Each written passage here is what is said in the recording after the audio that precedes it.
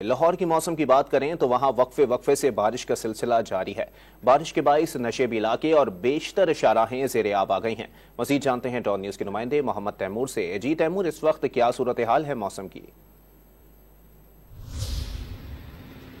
جی بالکل، لاہور میں رات گئے سے بارش کا سلسلہ جو ہے وہ وقفے سے جاری ہے۔ اس وقت بھی ہلکی جو بارش کا سلسلہ ہے وہ جاری ہے اور لاہور میں بارش کے بعد موسم بہت زیادہ خوشگوار اور سہانا ہو گیا۔ دوسری جانب بہت سی جو اہم شاہراہیں ہیں وہ زیر آب جو ہے وہ آ چکی ہیں۔ کرتبہ چوک میں 153 ملی میٹر بارش جو سب سے زیادہ لاہور میں ریکارڈ جو کی گئی ہے وہ کرتبہ چوک میں جو ریکارڈ کی گئی ہے اور بارش کا سلسلہ ابھی بھی جاری ہے۔